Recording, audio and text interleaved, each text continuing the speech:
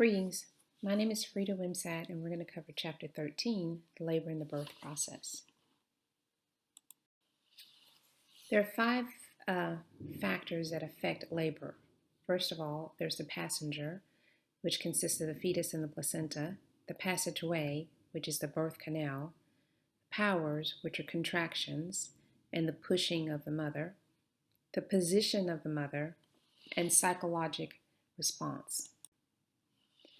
The factors affecting labor: the passenger, the size of the fetal head, that matters. If the fetal head is too large to fit through the birth canal, it creates cephalic pelvic disproportion. Fetal presentation, whether the baby's breech or vertex. Vertex is more conducive to vaginal delivery. Fetal lie, whether the baby is longitudinal against the mother's spine, north and south, or transverse lie. Fetal attitude, that speaks to the position and whether the head is flexed or in the military attitude or if it is hyperextended. And the fetal position, whether the baby is on the right side or the left side of the maternal pelvis, and whether the presenting part is located in the anterior position or the posterior position. During the labor, after the membranes rupture, palpation of fontanelles and sutures during vaginal examinations will reveal the fetal presentation, position, and attitude. And the fetal lie is a presentation in relationship to the maternal spine. This is a picture of the sutures and the fontanelles. First of all, we have the posterior fontanelle, which is a triangular shape. It's made of the lambdoidal and sagittal sutures, and it typically closes either right before birth or within the first 4 to 8 weeks after birth. The anterior fontanelle won't close until much later, like 12 to 24 months of age. It is a diamond shape, and it's made from the frontal sutures and the coronal sutures, as well as the sagittal sutures. The bones here are gristle, and they're able to overlap when the baby's coming through the birth canal, and that causes molding of the fetal head that you will know as either a cephalohematoma or a caput suicidum. The fontanelles here, we try to avoid the fontanelles when placing a fetal scalp electrode to prevent bleeding. We avoid the fontanelles when placing a vacuum extractor to assist delivery to prevent increased intracranial pressure, and we avoid the fontanelles when performing scalp stem stimulation due to fetal bradycardia. Okay, and we simply follow the suture lines to determine if the presentation is vertex or synciput or brow.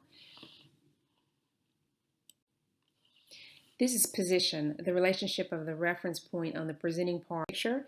You see here, these are breech presentations. So the presenting part here is the sacrum. The presenting part here, of course, is the sacrum. The presenting part and also the feet. The presenting part in letter B would be, of course, the sacrum, and the baby's well flexed with the except of one leg that's extended at the hip and the knee. Let's go back over here to letter A. Letter A is considered a frank breech. It is an incomplete. This baby's in the ballerina position, and typically the delivery should be by C-section because there's room for the cord to, of course, be delivered before the baby. And then over here with letter B, this is considered a single footling breech where the feet are actually inside of the vagina. This is an obstetrical emergency. Because the cord could definitely come down and prolapse, and a prolapse cord causes asphyxiation of the newborn. The complete breech here, typically they are delivered by C-section as well, with a low transverse incision or phanestoid incision.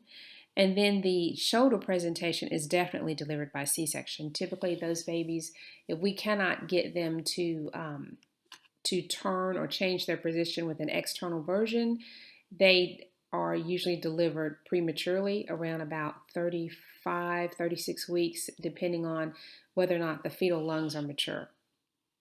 And you can see that the attitude here, of course, is nice and flexed. The diameters of the fetal head at term, cephalic presentations, occiput, vertex, and sinciput, The biparameter diameter is the widest part of the fetal head entering the pelvic inlet. You see here the synciput here is basically the forehead. The mentum is the chin, and that would be present with a hyperextension of the neck. The vertex here, right at the parietal lobes, and then the occiput here on the occipital lobe, excuse me. This right here at the very top is considered vertex, synciput, vertex, and occiput. When the sub-occipital, bregmatic diameter is 9.5 centimeters at term, smallest and most critical. When the head is in its complete flexion, this diameter allows the fetal head to pass through the true pelvis very easily. The attitude is extended. The fetal head may not pass through the birth canal, and it may be a C-section because of failure to descend. Here you see the biparameter diameter is indicated with shading of 9.25 centimeters.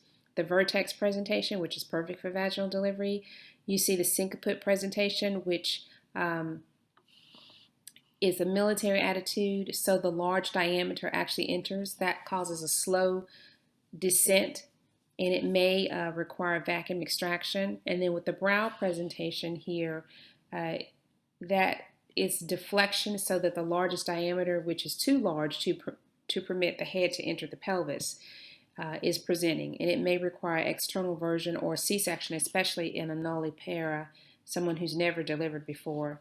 Occipital mentum diameter causes extensive facial bruising to the infant as well. Of course, this is the maternal pelvis. You see the iliac crest there, as well as the ischial spines and the ischial tuberosity. The station here measures fetal descent using an imaginary line between the maternal ischial spines, and the ischial spines are considered zero station. And this helps us to determine the engagement and descent, whether the baby is actually descending through the birth canal. So above the ischial spines, the stations are considered minus 1 through 5, 5 being the closest to the maternal head. And then below the ischial spines, the stations are considered positive stations 1 through 5. And birth usually occurs at about +4, +5 station. Cephalic pelvic disproportion means that the head is too large to fit in the maternal pelvis, and especially the maternal true pelvis, okay? The longer labors, labor dystocia, and difficult labors is what that means. Failure to change station or descend despite regular contractions. The pelvic inlet there is actually the true pelvis. Here is the true pelvis. Up here would be the false pelvis, and what you can see when someone's wearing their clothes on the outside, but you see how the presenting part here in this synciput position right here is located at the zero station or ischial spines. I like to think of the baby as positively coming out, and that's the reason you have positive numbers below the ischial spines. Passageway. The passageway or birth canal is composed of the bony pelvis as well as the soft tissues. Also the powers, you have the primary powers and the secondary powers, and the position of the laboring mom. Types of pelvises. First of all, there are 4 basic types of pelvises, and this is located in your textbook on page 327. There's a chart for the comparison of pelvic types. There's the gynecoid, which is in 50% of the women, is slightly ovoid or transversely rounded, and the depth is moderate. The side walls are straight. The ischial spines are blunt, somewhat widely separated, and there's a sacrum is deep and it's curved.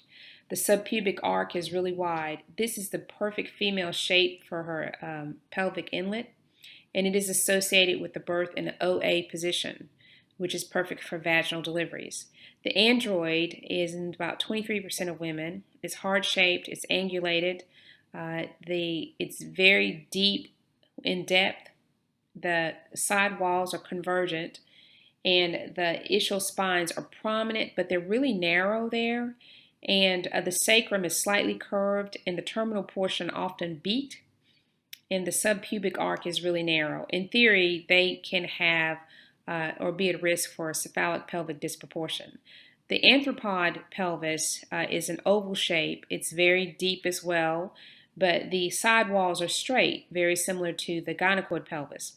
It's prominent often with a narrow intraspinous diameter, slightly curved sacrum, and the subpubic arc is narrow, most often associated with birth in the occipital posterior position.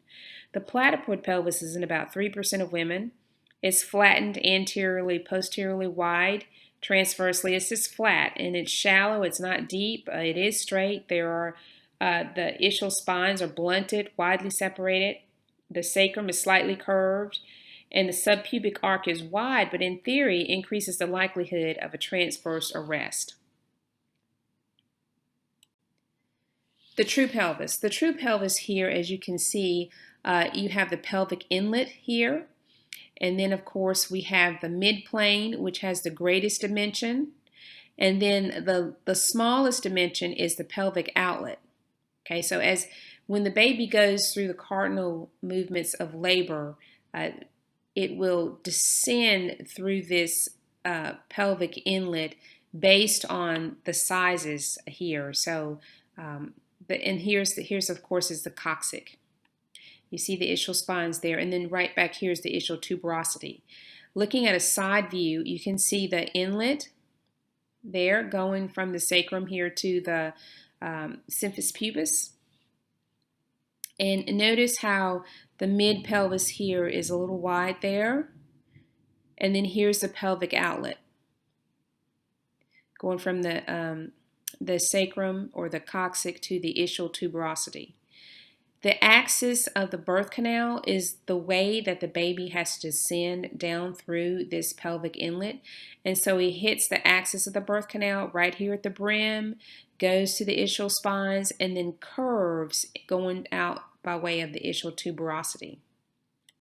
All that says is that because every woman is different, and we have to give every woman a trial of labor. Now, we can, of course, use MRIs and CT scans to determine how wide this woman's pelvis is, but it's really unnecessary because there are hormones like relaxin and progesterone that play a significant role into whether or not a person's pelvis is going to be limber and more like rubber and able to, of course, be pliable for the baby's head to pass, as well as her soft tissue structures, as well as her abdominal muscles and her athletic abilities, her strength during labor, how long she's been in labor, the size of the baby's head. So there's so many factors that affect whether or not that woman can deliver vaginally, that we give every woman a trial of labor. Now here's an estimation of the subpubic arc angle, and it's based on, with both hands, the examiner traces the descending rami down to the tuberosities, and the fetus must first pass underneath the pubic arc. A narrow subpubic angle is less accommodating than, of course, a round arc. And it's that there's a potential here for shoulder dystocia, which is when a person has a very narrow subpubic angle. And as I said before, the hormones relaxin and progesterone will increase the mobility and flexibility of the pelvic joints and also the ligaments to help this woman to pass a baby. Soft tissues. So soft tissues of the passageway include the distensible lower uterine segment. It includes the cervix, the levator ani, the pelvic floor muscles, the vagina, and also the introitus. Before labor, the uterus is composed of the uterine body, which is called the corpus, and also the cervix, which is called the neck of the womb.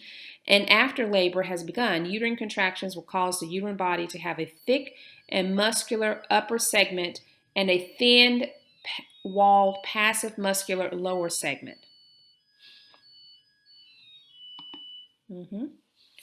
And a physiological retraction ring separates the two segments. The lower uterine segment gradually distends to accommodate the intrauterine contents as the wall of the upper segment thickens and its accommodating capacity is reduced. The contractions of the uterine body thus exert downward pressure on the fetus, pushing it against the cervix. So you see here, like with normal contractions, when you flex a muscle and you extend that muscle, it goes back to its original length, right? But when we, with the uterus, it does not. It actually thickens at the top, and at the bottom, those muscle fibers remain shortened. They do not extend back out to their original length. And that allows for the cervix to thin out, which causes effacement, and also to dilate, which means to open up. Here's a video, and I'm not sure that you'll be able to watch it during this presentation as I'm going through, but go back and look at it. It's about the ping pong ball and the balloon, and it shows you exactly how using a balloon and a ping pong ball, how uterine contractions can cause effacement and dilation of the cervix. It's pretty cool. Effacement and dilation, as you can see here, we have the internal os, and the internal os separates the uterus from the cervix. And inside of here, this space right here is where the mucus plug is housed right before labor. And then you have the external os, which is the division between the cervix and the vagina. Typically, women who are multips, they will always have a fingertip because once you've delivered, your cervix never really goes back to completely the way it was pre-delivery. Over here with letter B, you can see that it's starting to thin out a little bit and to dilate. And then letter C, it's really thin, right? Because we've gone from long, thick, and closed to really thin and really close to the presenting part. But it still hasn't dilated all the way. It's still maybe like 1 or 2 centimeters. And then letter D, you can see that it's 10 centimeters dilated and 100% effaced. And you can feel and see here the presenting part. So when we're doing a vaginal exam, this is exactly what we're feeling for. We're feeling to see if we can feel the vertex position here of that fetal head. And you do that by feeling for the posterior fontanelles to see if you can feel the occipital lobe, excuse me. Okay, process of labor. Labor process of moving fetus, placenta, and the membranes out of the uterus and through the birth canal. That's what labor is. Labor is a lot of work, and it is continuous exercise. Various changes take place in a woman's reproductive system in the days and weeks before labor begins, and labor can be discussed in terms of mechanisms involved in the process and the stages that a woman must actually go through. First of all, the process of labor. There are signs preceding labor. The lightening or the dropping. That is where her gravid uterus is going to move closer towards her bladder and away from her diaphragm, putting pressure on the bladder, causing her to want to urinate more frequently.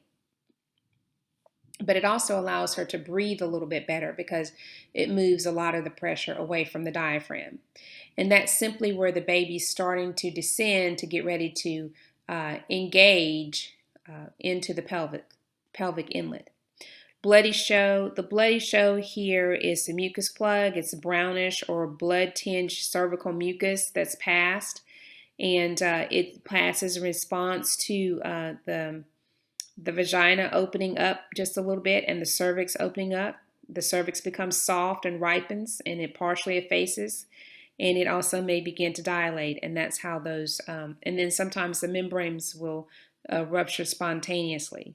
There's a weight loss of 0.5 to 1.5, which is really 1 to 3.5 pounds, and that's really consisting of water loss, and it's based on resultant water loss from electrolyte shifts that in turn are produced by changes in her estrogen and progesterone levels.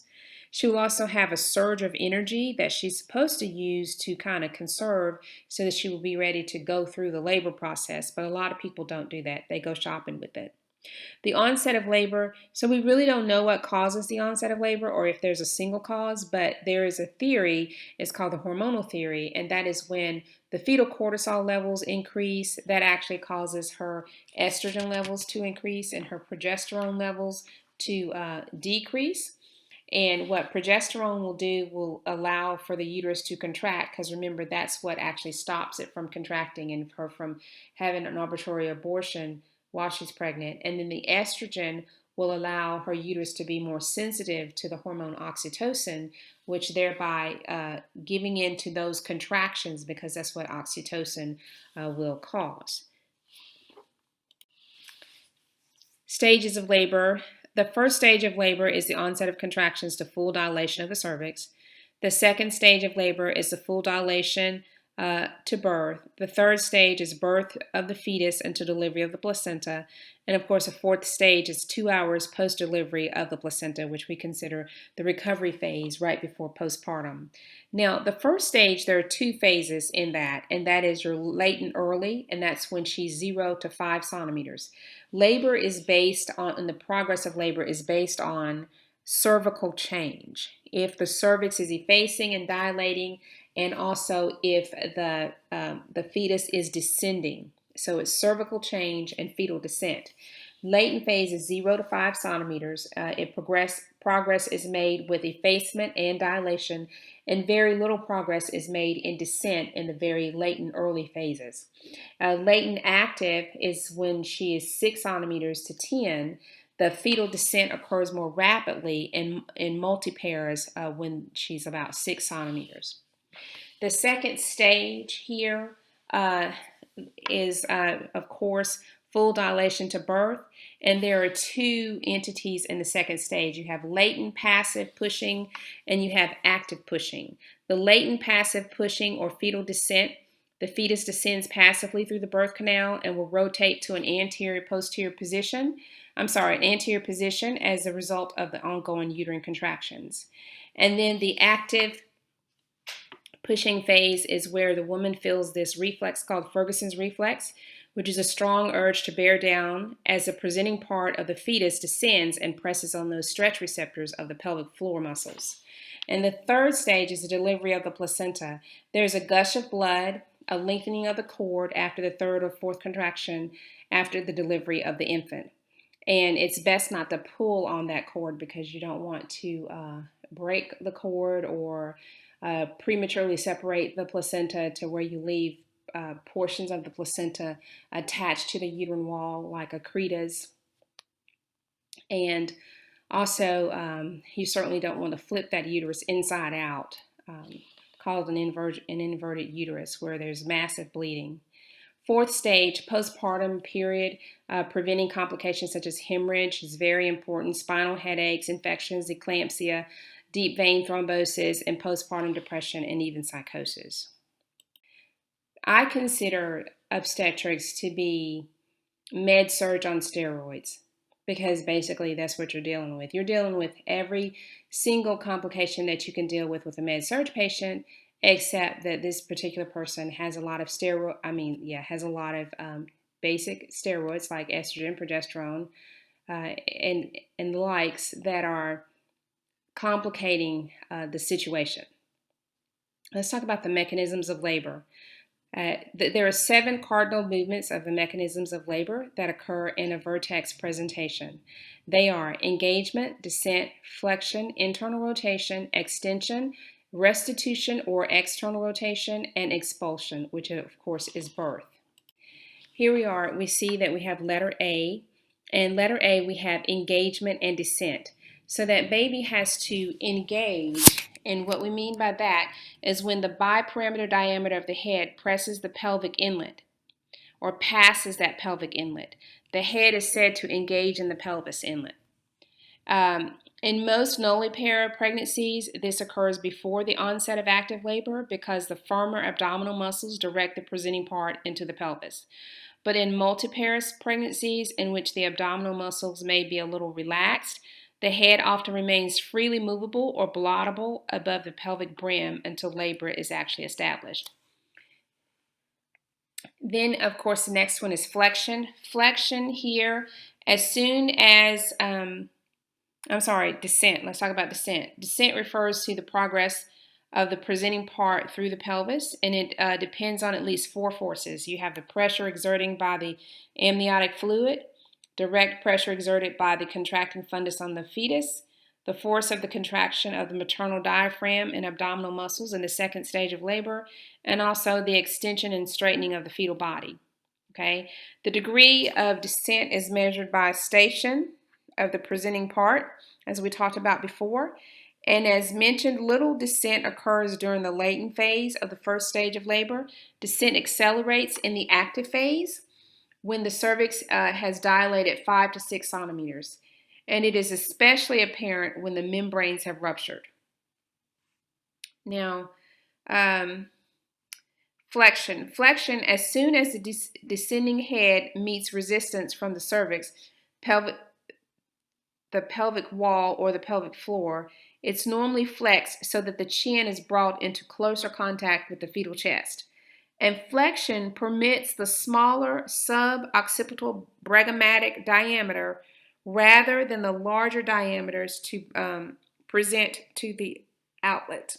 Okay? Internal rotation. Internal rotation, the maternal pelvic inlet is widest in its transverse diameter. Therefore, the fetal head passes the inlet into the true pelvis, and the outlet is widest in the anterior posterior diameter for the fetus to exit. So the head must rotate. Internal rotation begins at the level of the ischial spines, but is not complete until the presenting part reaches the lower pelvis. As the occiput rotates anteriorly, the face rotates posteriorly. With each contraction, the fetal head is guided by the bony pelvis and the muscles of the pelvic floor. Eventually, the occiput will be in the midline between the pelvic arc, and the head is almost always rotated by the time it reaches the pelvic floor.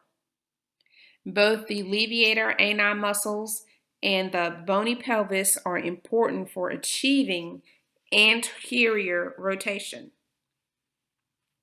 Then we have extension. That's when the fetal head reaches the perineum for birth and it is deflected anteriorly by the perineum. The occiput passes under the lower border of the symphysis pubis first, and the head emerges by extension.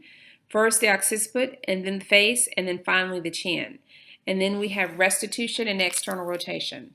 After the head is born, it rotates briefly to the position it occupied when it was engaged into the inlet. And this movement is called restitution, and it helps to line the baby's head up with the spine and neck.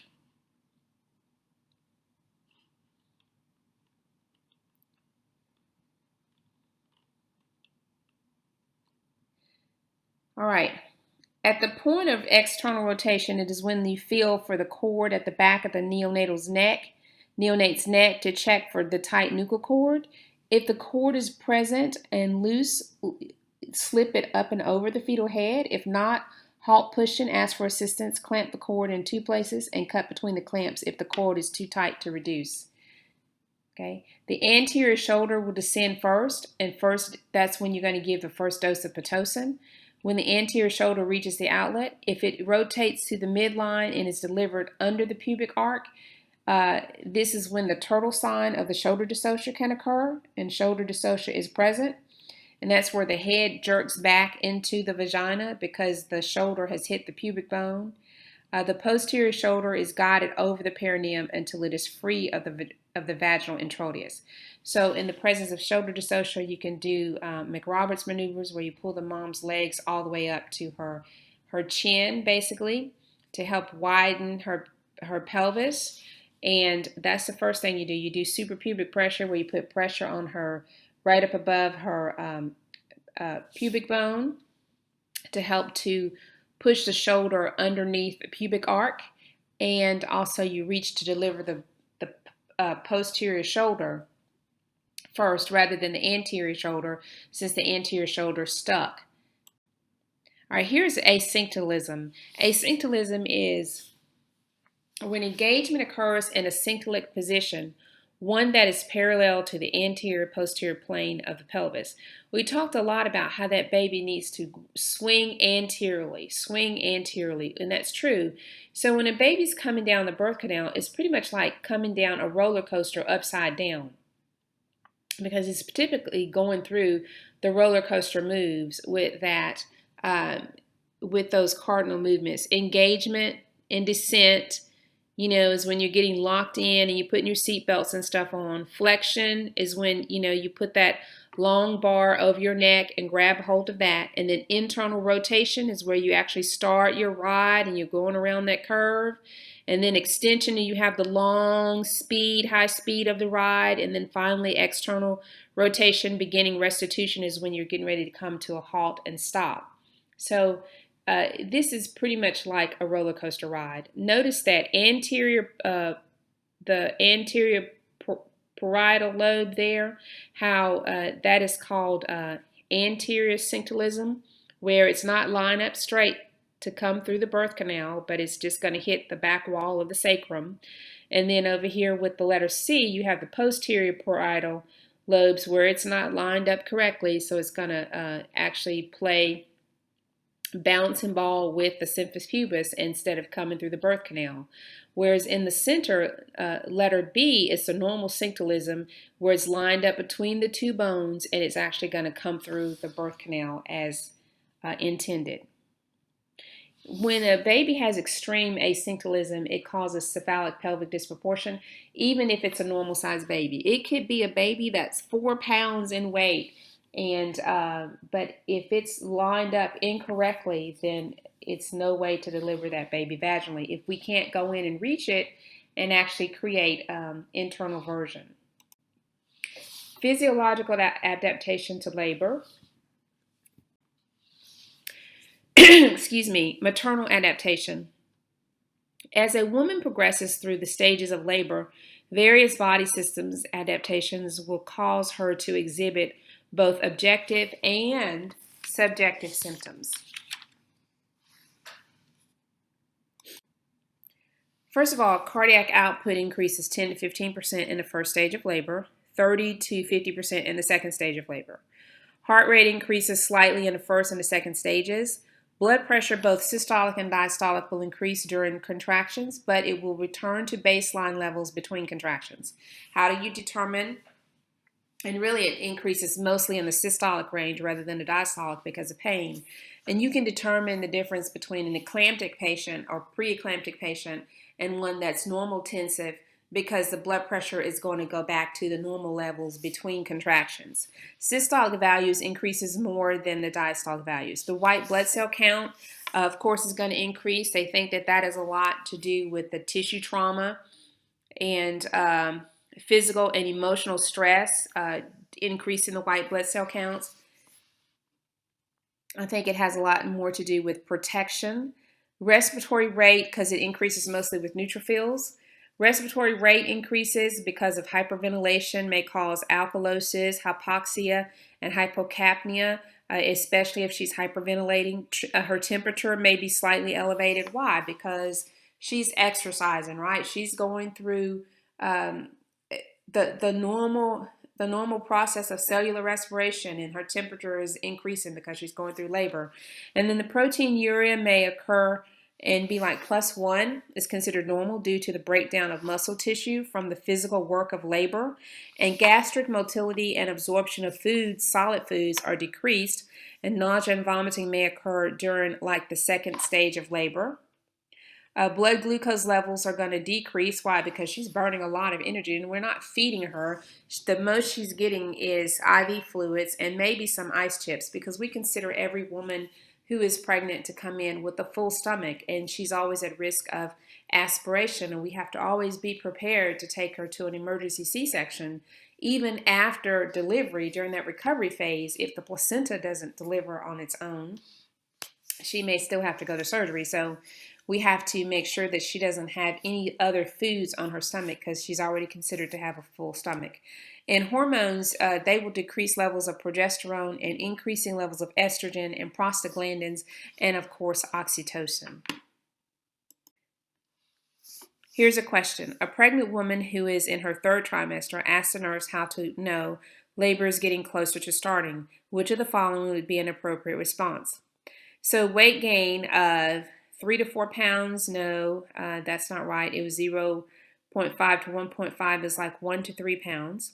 Increase in fundal height, that's where the fundus of the uterus is actually going to go towards the diaphragm, but that's not true. She experiences lightening and dropping where the uterus is going more towards her bladder, causing increased urination. And so it's not going to be urinary retention, hopefully not. It's going to be increased urination because of the lightening and the dropping. The surge of energy there is going to be the correct answer. This slide was put here so that you can make the correlation between Chapter 13 and Chapter 16. Read the table 16.4 about the expected maternal progress in the second stage of labor. Read box 16.11, nursing care in the second stage of labor. 16.12, the guidelines for assistance at the emergency birth of the fetus in the Vertex presentation. That will be with what our labor simulation will actually cover, is box 16.12, so study that. Mechanisms of labor on page 406, the box 16.14, nursing care in the third stage of labor, and 16.15, assessment during the fourth stage of labor and the post-anesthesia recovery. All of those are in boxes for you to read and for you to study to, of course, be prepared and know more about how to care for a woman during labor. I hope that this slide presentation has been informative, and I appreciate your time. Thank you very much.